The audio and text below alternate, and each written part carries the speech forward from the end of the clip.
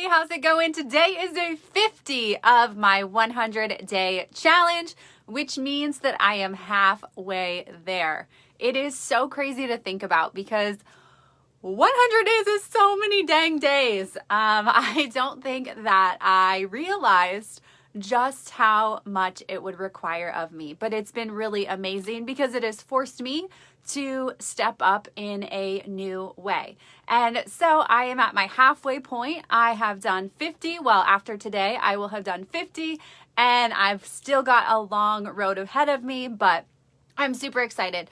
All of this brings me to my topic today, and that is to say yes to anything before you are ready, to say yes to things before you are ready. So different things are going to be presented to you all the time, right? People will ask you to do different things, or you might have an inclination in your gut to try something new. And of course, you need to distinguish, is this something that doesn't feel good or doesn't feel right, doesn't feel in alignment with who you are and what you want?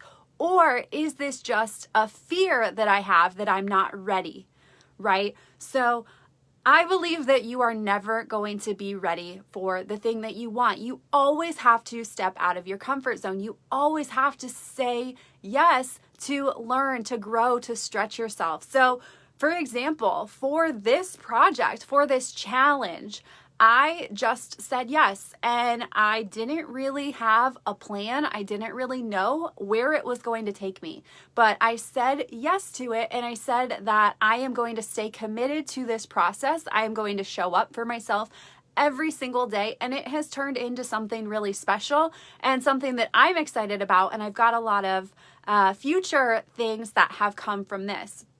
Also, in this last month, I have been able to do some really incredible, really scary things. I have been able to be on a TV show, and I've been able to be interviewed on a podcast to talk about small businesses. All things that I could easily tell myself that I'm not ready for those things. I could easily limit myself and hold myself back because let's face it, imposter syndrome, it is always going to be there. It's always going to be there. We all feel it. And that's something that helps me to feel better about it, knowing that that successful person that you see on TV, that you see on the internet, they suffer from the same exact doubts as you and I do. So it's okay. You just got to keep taking steps. You have to say yes, even if you don't know how the outcome is going to be. And this applies to taking action, and this applies to getting out of your comfort zone and trying new things. And at the end of the day, even if you don't know, even if somebody asks you to do something and you don't quite know how to do it, you can figure it out.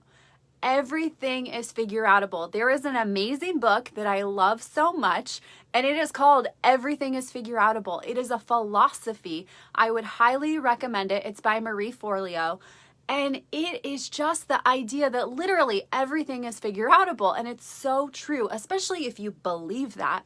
If you hold on to that idea, then you will find a way to figure it out. Especially right now, there are so many resources on the internet. Like, things have never been easier for you to access information and resources. So say yes and trust yourself that you will figure it out. And if you don't, then ask for help. And the other thing is, what is the worst that could happen, right? What's the worst that could happen if you say yes and you do this thing and it doesn't go exactly how you want it to go? What's the worst that could happen? So I have done Toastmasters for the past year now, and I did a speech on overcoming your fear, I think it was. And I talked about this point of what's the worst that can happen, and write it down or speak it out loud. Okay, the worst that can happen is for this speech, the worst that could happen is I could freeze. Or the worst that could happen is I could forget my information.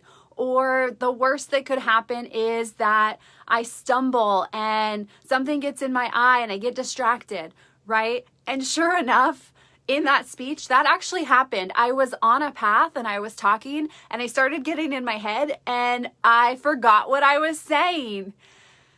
And I just had to feel that feeling. And you know what? It was okay. I didn't die.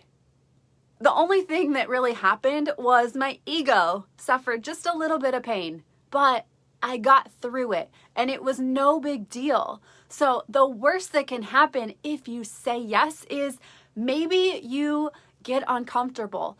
Maybe you look bad. Maybe you fail. But the best that can happen is you get a new experience. You get to grow. You get to try something new. And saying yes, it leads you to other things. Other doors will open just by standing up and doing something.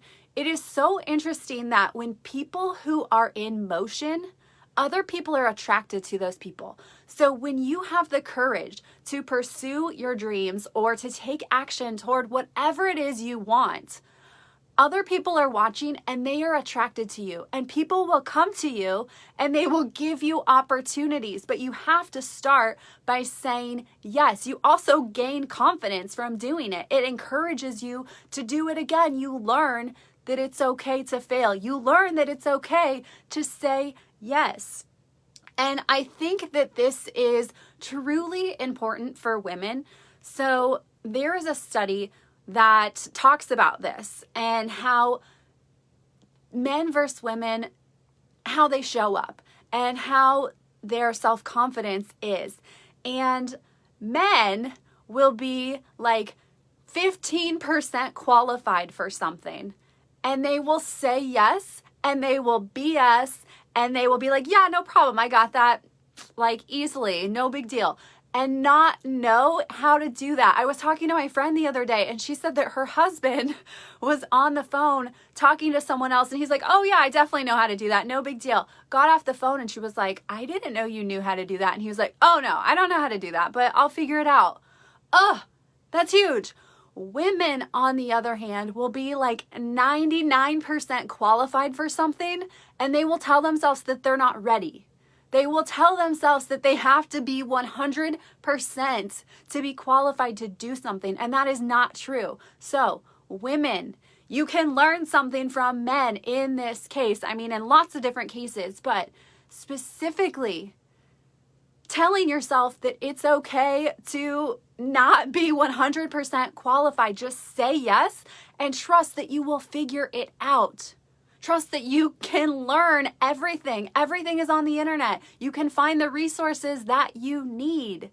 And this, I know I said men are typically, 15% qualified, but you might be able to relate to this as a man. You might be 99% qualified and you might feel like you're not.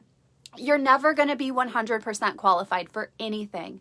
You are never going to be 100% qualified. You might not even be 90% qualified, but it's exciting.